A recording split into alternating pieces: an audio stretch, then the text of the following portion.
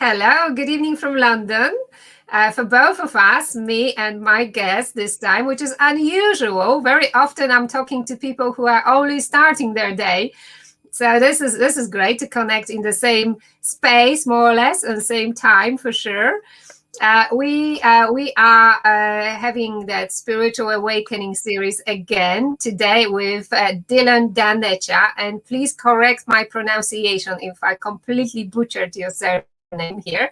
No, Uh, no, no but, need for but I'm correction. doing my best. Dillon is someone I met, we were just confirming, over a year ago during an event, which wasn't a spiritual one, but the message resonated, the energy was great. And I remember Dillon, I've even continued working with him on some of his teachings. And I remember that really important statement you've made, which was about charity starting at home. We cannot provide support and help to others without having that cup full. So that's often I feel in a spiritual community is maybe sometimes misunderstood or not appreciated enough. We have to be well in order to pass to others, and that goes for the material means as well. But we'll talk about your message. What I really wanted to do is to let you introduce yourself, tell yourself a bit more about yourself, so we get to know you a little. Okay. I don't know if you ever remember the show Blind Date. It's a little bit like that, isn't it? You know, tell us who you are, where you come from.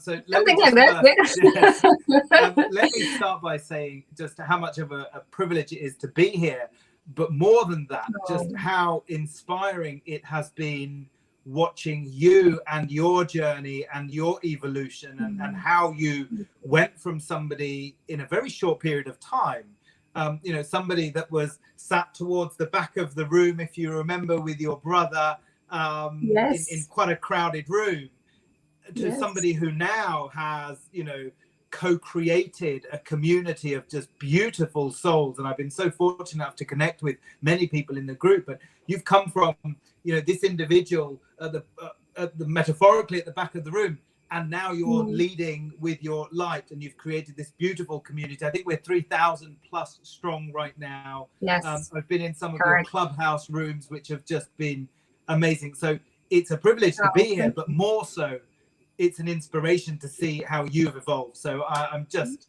so deeply, deeply honored by the invitation. Thank you. Thank I you. guess for the brief Dhanecha story is simply that I come from a financial services consulting kind of project management corporate background. Previous to that, just a very standard upbringing, albeit my parents came to the country as refugees in 1972. I didn't ever really feel like I wanted for anything, but certainly because they were refugees and because we didn't have much, that there was always that underlying awareness, if you like, that whilst I seem to be going on all the school trips and I'm getting my new school uniform and I'm able to go out and get my new pencil case and my new stationery every year and my new school bag, and I get the Christmas presents, there was just this underlying awareness that actually that was coming at a cost. Somebody was paying for that, not just in money, but in sacrifice. And I think that started off my journey in a very it was a very complex and confused relationship with money, where on the one hand I saw it as the solution to all of our problems. If my parents had more money, they would be happier. My dad could buy new shoes instead of getting his resoled and rehealed all the time. Mum could get her winter coat instead of us getting a winter coat, etc., etc. So I saw it as the solution to all of our problems, but I also saw it as the root of so many challenges, because there wasn't enough. And my dad was an accountant as his vocation. And of course, being an accountant 30 or 40 years ago, when there weren't so many electronic systems, meant that he was at the coalface of how business owners in those days used to do their accounts. And he's walked away from many clients because they asked him to do things that weren't quite right. So a complex relationship with money, a complex relationship with making money.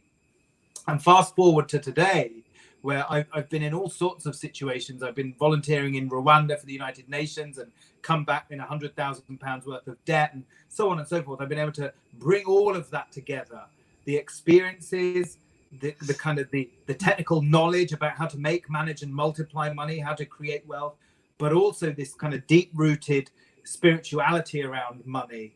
The Vedic tradition very much has a view of money and wealth as a force for good, as wealth as kind of just one part of a holistic well-being, if you like. And I think what's missing in the spiritual community right now is an appreciation that money in and of itself is not a bad thing. Enjoying material pleasures in and of themselves are not a bad thing. For example, if I want to come to the retreat in Italy for a week, well, I refuse to sacrifice that experience because I haven't got any money. And so many of our brothers and sisters are sacrificing their personal evolution, their personal growth, their kind of material experience of life, because perhaps there's a blockage within them that says, there are more important things to worry about in the world than money. And I certainly grew up in that paradigm, which is what led to me kind of giving everything up and volunteering for the United Nations. It's about really kind of expressing the essence of your metaphysical self and mastering that metaphysical aspect of life, as well as enjoying and embracing the abundance and the privilege that we have to live in a world where I can have a tap in the kitchen that runs cold filtered water, and I can have a tap at the other end of the kitchen that gives me sparkling water and hot water. And we live in this world that is abundant with all sorts, that if we can think of ourselves as the conduit of that abundance, the conduit of knowledge, the conduit of love, the conduit of money, I think we start to really create the evolved world, the awakened world that we are all kind of crying and singing for. Does that make sense at all? That makes total sense. And of course, abundance is not just money. Abundance is health, love, relationships, friendships, family, whatever we think we should be able to manifest in that sort of awakened stage. But of course, we are on 3D planet, and it is the mean to operate. So it has to be part of that abundance plan and that awakened state where poverty has not been designed for scarcity, has not been designed for us. It's a man concept, I feel personally. So your message resonates beautifully. But I remember your story from that event I attended, and I think it's a very nice story. If you don't mind telling us about your first headlines in the newspaper. I think that takes you back about 30 years, maybe. I mean, you look more than 22, that, yeah, but 34 or 35 years now. And I think you're talking about when I was 6 years old. And for those of you that are tuning in from the UK, if you're old enough to remember the mid-80s, we had a huge national campaign, which turned into a global campaign called the Band-Aid Feed the World campaign. And it was run by a guy called Bob Geldof. And it was really as a response to the plight of people in Ethiopia who were starving from famine. And I know that since then we've had a number of those instances. It's a very sad state of affairs. I remember at that time not really feeling happy or sad. I think this is really important to understand. And I wrote this in a Facebook response to somebody just a second ago in the group. When you're 6 years old, you don't really tap into the plight of other human beings from a happiness or sadness perspective. You don't get angry about it, because actually as a 6-year-old, I'm not getting angry that there are kids in Ethiopia starving. My mind and my heart is just asking me, like, why are they naked? Why do they have huge bellies? And why are there no toys? Like, this is, so I think the first step to changing the world is to accept the world as it is. And certainly as a 6-year-old, you're better able to do that. And I remember, just kind of asking my mum, why are there no toys? Where are the toys? Where are the toys? Where are the toys? And she tried to explain to me in her adult way, but I still didn't get it. Now, interestingly enough, at school that day, we'd written a letter to Santa Claus, as you do at 6 years old. And we'd written a letter asking for all the things that we want. Now, when you come from a background in which money is not abundant, I think you can go two ways. You can either go the way that says you kind of abstain from money, or you go the way that I went for a lot of my younger years, was I just wanted everything that I kind of knew we couldn't have, I wanted. So my Christmas present list was, I wanted the BMX, I wanted the racer, I wanted the piano, I wanted the flute, I wanted the roller skates and the skateboard. Like, it was all of it. I wanted all of it. And I remember saying to my mum, right, I'm going to rewrite my letter, and I'm going to ask Santa Claus to send all of my presents that I've asked for to Ethiopia, because they have no toys. And my mum, being just the most beautiful soul that she is, called the appeal line and asked them, we know that you're taking money and clothes. Are you also taking toys? And she explained the story to them, and they were blown away by it. And they, within a day or two, we had kind of the campaign manager, we had the local press and the national press, and everybody crowded into the tiny living room of our small little council house, and setting me up to write the letter again. And so that was really where it started for me. And I don't know what that was, but there was some level of awareness, there was some level of conditioning that said, we need to be the conduit of what we have. Now, the interesting thing about that situation is that I didn't have those toys, and my parents necessarily could not afford those toys. So whilst I never felt like I went without, there was always a part of me writing that list that knew I wouldn't get all of those things. If I write it all down, I might get one of those things. So my parents then had to figure out a way. Now, being in the press on the front pages, they had to then figure out a way to try and get those toys. And that was an interesting lesson right there, because I went into my giving phase, which has been from the age of 6 right through till now. I went into that early part of that phase, giving what I did not have, giving what I could not afford to give. And I think you paraphrased really beautifully right at the beginning. You can't give what you don't have. You can't give the energy. You can't give the love. You can't give the compassion. You can't give the courage, the congruence, the creativity, the money that you don't have in yourself. So you have to fill your cup to let it overflow. And it took me a long time to learn that lesson. It took me until returning back from the volunteering for the United Nations in Rwanda when I was 33, £100,000 in debt. I had to hitchhike across borders because I didn't have an internal flight ticket. It took me coming back at the age of 33 to really get that lesson. And that's why I'm just committed to helping as many what I call soul gurus. And I know that, individuals in our community don't call themselves soul gurus, but I'm allowed to call you soul gurus. This is why I'm committed to helping soul gurus really master the metaphysical and material aspects of money, so that they can just unleash from that pain of having to just be on the threshold of survival all the time, where you are vibing high for 28 days of the month, but on day 30 and day 31 those vibrations drop, because you've got credit card bills to pay, you've got phone bills to pay, the mortgage is due, the electricity company is chasing, the school fees are due, you get a washing machine breakdown or a car breakdown. Those moments, I think we know that it only takes one day of negative vibrations, of having a negative energy signature, to wipe out a whole month's worth of positivity. And once we start understanding the exponential nature of energy signatures, we start to realize we can't even afford a single minute vibrating at a negative energy frequency, because it is our duty to lift the world. And we live in a world where the economy keeps us locked in fear. The economy is infused, money supply is infused with the energies of fear and greed and scarcity. And it keeps us locked in survival. It keeps us worrying about the bills. But a different paradigm, following different processes, and attaching a different purpose to money, a different meaning to money, blows all of that out of the water. And we can create an economy rooted in love, in courage, in compassion, in congruence, in creativity. So that's kind of, that's where that story starts and ends.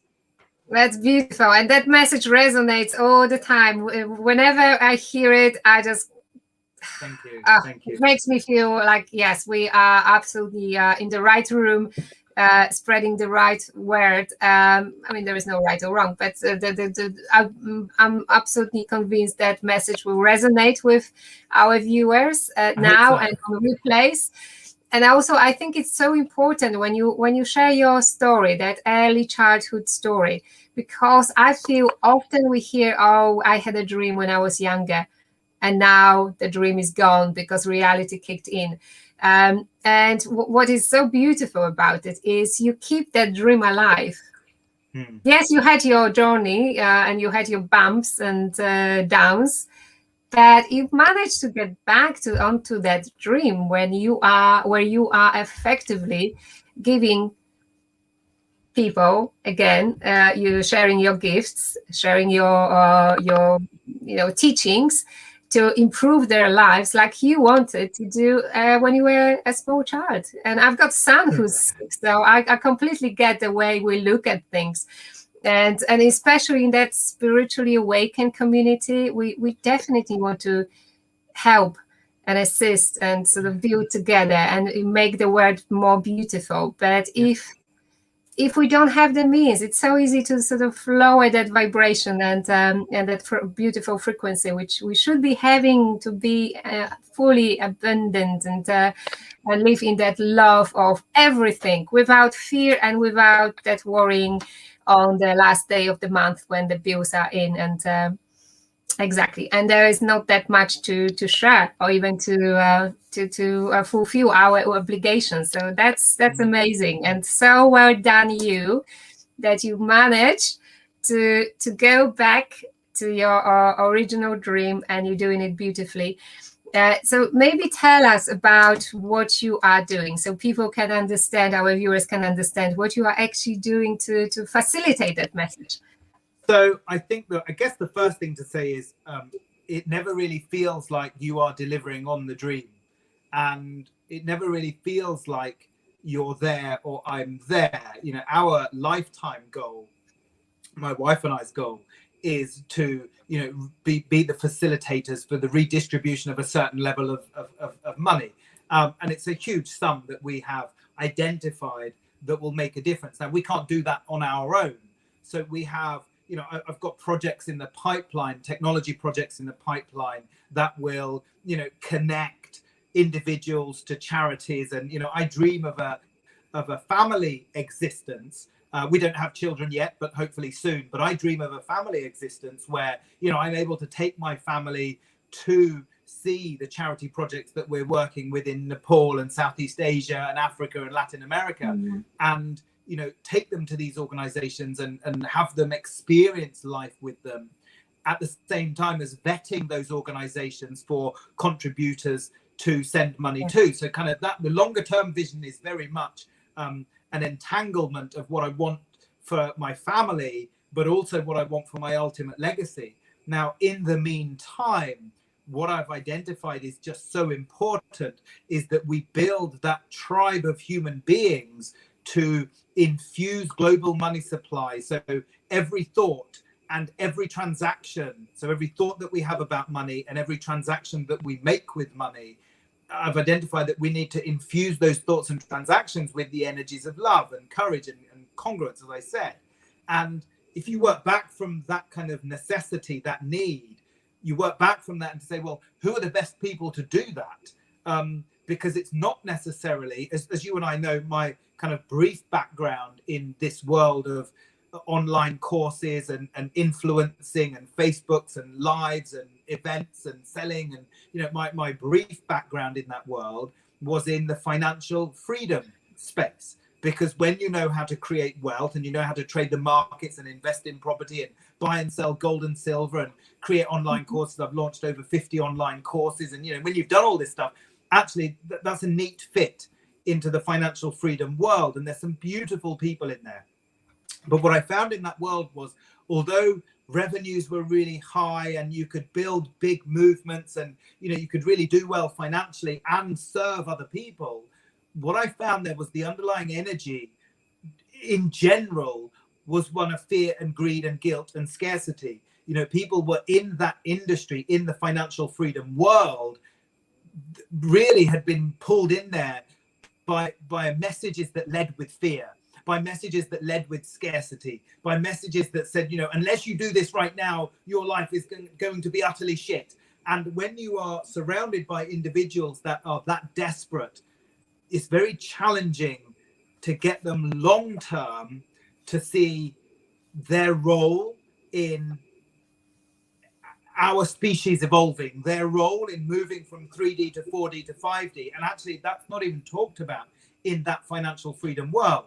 And I was really fortunate enough to meet individuals like you and, you know, a handful of others that were in that world, but not of that world. And if you remember our first conversation, you know, it was very different to the conversations I would have with other people. And don't get me wrong, I'm just eternally blessed for the thousands and thousands of people that I've served and the stages that I've spoken on. And, you know, many of those individuals are still followers and they still, you know, really support all my work. So this is not a discredit of the human beings, but perhaps it was an awareness that this industry is not for me. And this tribe might not necessarily help me to achieve the bigger goals. So working back from that, you think, well, who are best placed? And by serendipity, I met individuals like you that led from the heart, that had already a mind on evolving beyond our primitive state, evolving towards a human species that is, you know, 6th, 7th, 8th, 9th, 10th sense operating. And all I needed to do then was to take that kindness, take that goodness, take that beauty, take that love, and help is a patronizing word, and I don't, maybe empower, maybe facilitate, support, understanding that you could be just so much more powerful if you were to escape the clutches of fear that the economy places you in. And so that's how I find myself in this environment. Now, don't get me wrong, I am still, as I have been, an outcast in so many different areas of my life. An outcast at school because I gave my Christmas presents away, an outcast at university because I wasn't there from the background that they were all at. It's an outcast in the financial freedom world because I wasn't quite as aggressive in the selling as my partners were. And I love my partners. I'm very blessed to have partners in that world, but I've always been a slight outcast. And that I feel here as well, which is why I'm just so blessed and privileged to be in this environment with you. I'm almost hanging off your coattails and I'm kind of hiding behind you because actually the money message and the message that says you must work on your financial abundance, you must work on making, managing and multiplying money, that message I can feel, and I understand why. It's a message that sometimes grates with the spiritual community because of the identity that people have taken on in that world. Does that make sense? It makes total sense. Yes, it makes total sense. We are changing the narrative and we are changing the imaginary about money.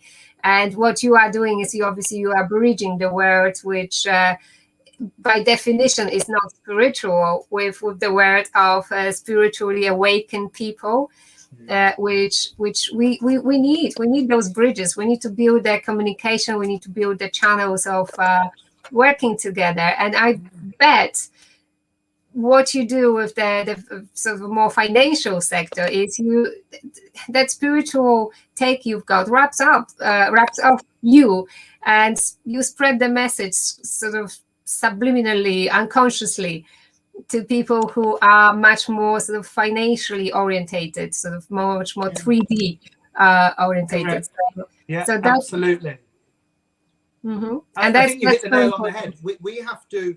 So even when I was in that world, the financial world, and if you remember back in kind of 2007, 2008, 2009, 2010, you know, we had the Occupy movement, and the Occupy movement were almost like the kind of the Extinction Rebellion of those days, if you remember.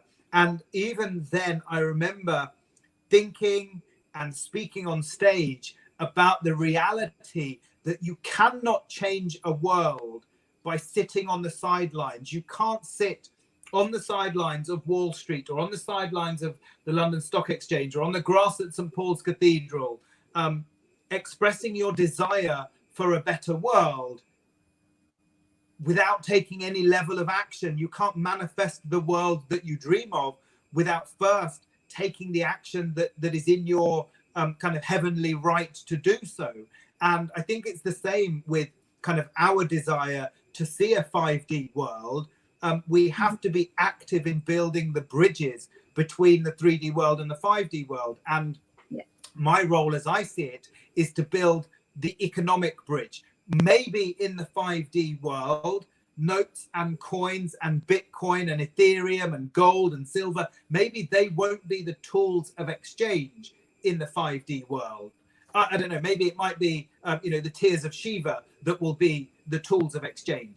But unless we iron out the wrinkles in our mind around fear and greed and scarcity, then whatever is the tool of exchange will be infused with those energies. And I think that's the piece that we just need to, that's the bridge that we need to build, so that whatever we're using, money, cards, notes, coins, Bitcoins, beads, whatever it might be, every thought, every transaction is infused with the energy of love and forgiveness and compassion and courage. That's how we create an economy that is built on those values. And that I think is kind of my vision and certainly my mission. And it seems to go back to giving my Christmas presents away at 6 years old, you know?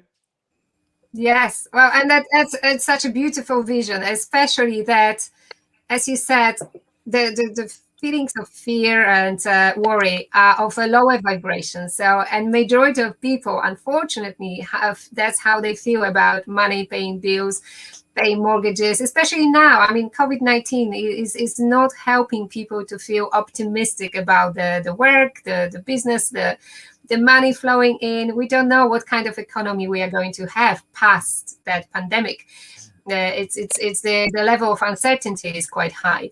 So I think it's beautiful message. It's a beautiful effort. It so resonates with me personally, and I feel it's a message to pass to others who might be experiencing that sort of fear about money.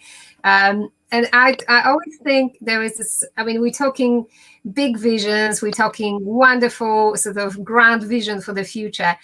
But there are also smaller things we can do while we are building the future. We can do simple exercises.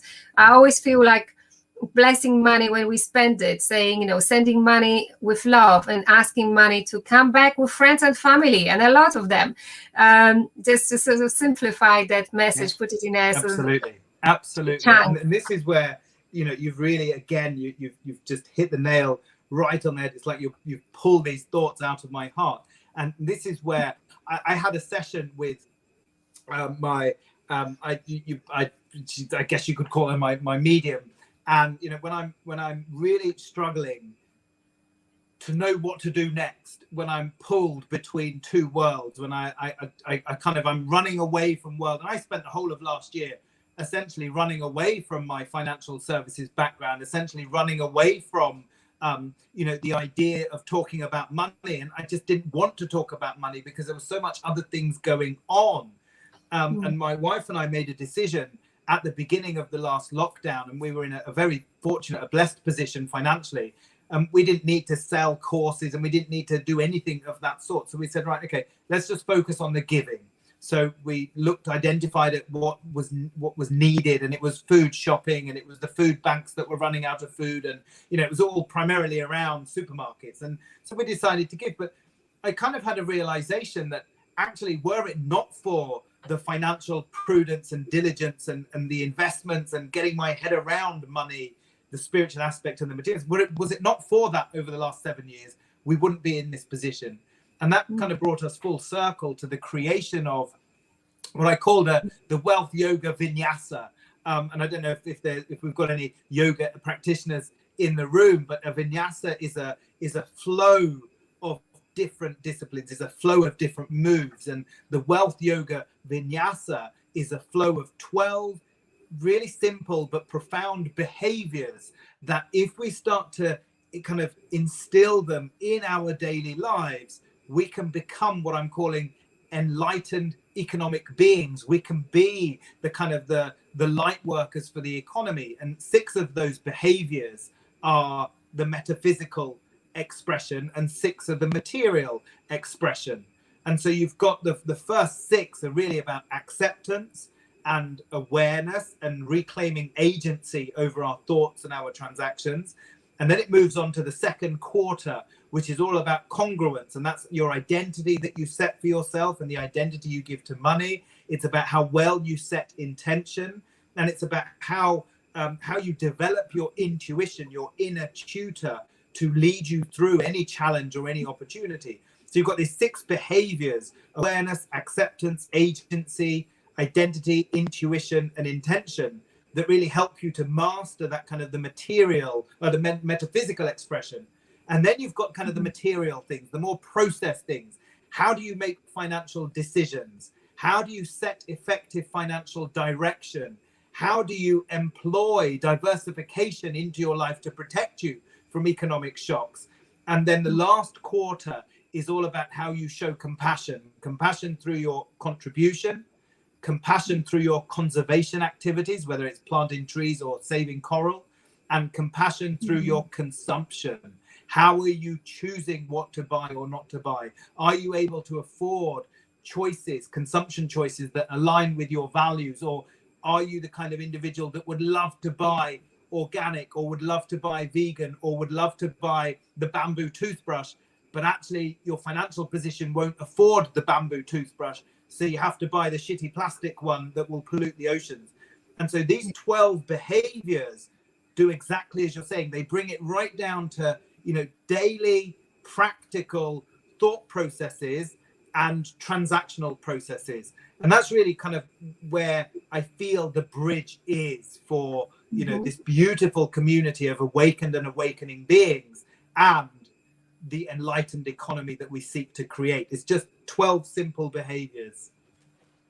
Amazing. I was just drifted there, seeing the yoga of wealth flow. What a beautiful picture you're painting there. And I think it's so important for everyone, but especially for when we are starting to mold the mindset in a different way, to have a procedure, so steps and actions we can put, so start practice, and then they become our daily habit. And for many, me included, we were not taught at home. We were certainly not taught at schools how to handle money. It's one of the basic things we need in terms of skill in everyday life. And no one is teaching it. So thank you so much for taking that task upon yourself. Not at all. I think it's a task that was given to me. It was a task that was placed unto me. And I think it goes further than not taught at school or university or at home. What I identified is that actually, as I said, being an outcast, being a pariah, having a foot in 2 camps, it teaches you how to bring concepts together. Because I found that, in the metaphysical, spiritual Gaia teachings, for example, we're taught about the law of resonance, the law of attraction, the law of vibration. We're taught about the power of energy signatures. We're taught about energy healing and really aligning our chakras. And we're taught about all these things. But nobody's out there talking about how to make, manage, multiply money. Nobody's talking about asset allocation and diversification, all the boring stuff to the metaphysical world.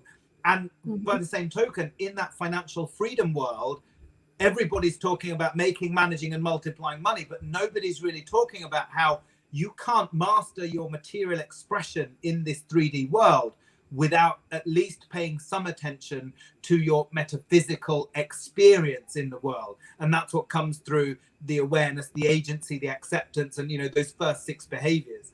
And so really this has just been the benefit and the power and the beauty, the serendipity of being in 2 different worlds and feeling a little bit left out. And you have to find the beauty in that. You have to find the connection in that. And that's where this material and metaphysical conversation really comes from. I am an economist by education. I started my life in financial services. And at the same time as I've been featured on the front page as a 6-year-old giving my Christmas presents away, in March 2002, I was featured on the front page of the money section on the Independent on Sunday, being one of the country's first online traders. So this was a front page feature in the Sunday money papers. And you kind of think that seems at such odds with each other. And then I was featured in the paper in Rwanda for being one of the United Nations volunteers. And you just kind of try and join these dots together. And then none of them make sense until they do make sense. Yes. And I think in your environment, hanging onto your coattails, kind of hiding behind you in a sense, the world is starting to make sense for me. And for that, I am just eternally grateful. I really am. Oh, thank you so much. And we are grateful for you. I know there is, for our American brothers and sisters, the concept of spiritual entrepreneur is a bit more alive. Yes. There is much more movement in that direction. Here in Europe, I don't feel we've got a movement as such. So you are onto something, and please continue. I can see from the comments, unfortunately, I can't see the names of, I only see Facebook users. So I'm not sure if it's the same person or if we have many viewers commenting here. But the point is, the message is resonating, and I'm glad to say that. We also have Dillon joining our summit, the first summit from Spiritual Awakening Circle. So there will be a chance to learn more directly from Dillon during the summit in February. And we are so excited and so pleased you are joining us. We are talking about spiritual love, but that spiritual love has to spread to money, as it can't be sectioned into family and friends and not money and health. And it has to flow, as you said so beautifully.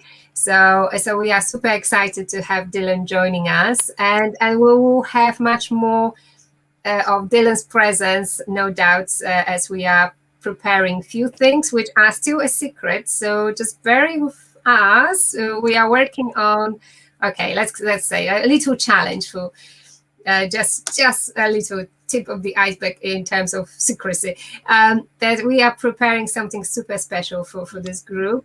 So I'm so grateful and thankful and appreciate you so much. I don't know if you want to provide any sort of closing comments, remarks. Yeah, I think the one thing I would say is, in our collective journey to create an awakened species, to move human civilization from the 3D world to the 5D world,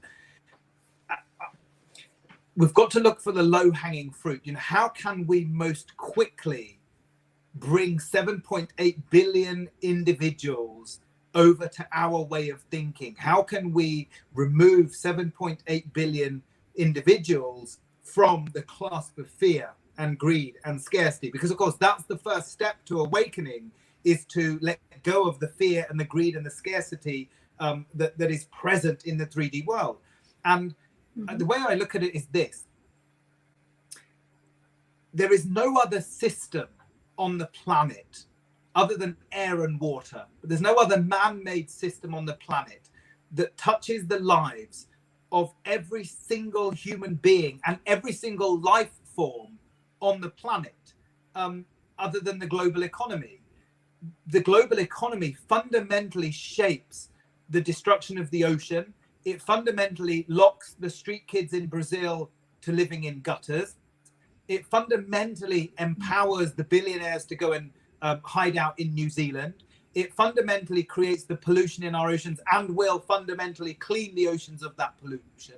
So what I'm getting at here is that, if you just look at credit card transactions, there's about 1 million credit card transactions per hour, something crazy like that in the world. Imagine if every single one of those transactions was infused with the spirit of love and compassion and courage and creativity. How quickly would you start to spread the invisible energy of love? Because that's what we're trying to do. When we do our meditations in the morning and we do our fire breaths and then we send love out to the world, that's really powerful. But imagine if you could send love through every financial transaction. And I guess what I'd love to leave people with is this vision that what you are exchanging goods and services for, it's not with notes and coins and bitcoins and gold and silver, but it's nuggets of love. So imagine you are receiving nuggets of love in the products and the services and, you know, all this stuff that you're getting. This is somebody's lovingly made this. So I'm receiving somebody's love and I'm going to pay for that with love. Now, the form of transaction might be a credit card transaction, or it might be notes and coins. But in that, I'm going to infuse love. And I think that the shifting the energies in the global economy is the low-hanging fruit for the awakening of our species. And if we could get, you know, even 100,000 people following the model to become enlightened economic beings, imagine what impact that would have on the vibrational frequency of the global economy. So I'd just like to leave people perhaps with that thought. But please do reach out to me through the group if you've got any kind of questions, comments, queries. If something doesn't quite resonate with you, or even if it does, you know, I want to hear from both ends of that spectrum, because by meeting you where you are, I'm going to be better able to walk with you hand in hand to where I think we all need to be as a human species, as a human civilization. And I don't want to shout from here, you know, come over to my way of thinking. I want to meet you where you are. I want to really understand what you think about these concepts, take you by the hand, and let's walk this journey together. Beautiful, beautiful, and thank you for the invitation to start a dialogue and then sort of engage the community with the message and see how we can shape that global economy, in a sort of more awakened way, and of course it starts from that one person, that one transaction at the time, as you said it. So thank you so much, Dillon. We are super excited to have you joining that Spiritual Love Summit. We love you dearly, and we will see more of you. So thank you to everyone who joined us to view it. I think it was Beverly who said that she was hiding on the Facebook user. So thank you. Yes, Beverly Morris, thank you. And everyone who watch us on replay, we are available. Contact us, reach out, and enjoy the nuggets of love whenever money comes to mind. Thank you so much, Dillon, for sharing all your insights. And that's my pleasure. amazing. Thank you. Thank you for having me. Bye for now.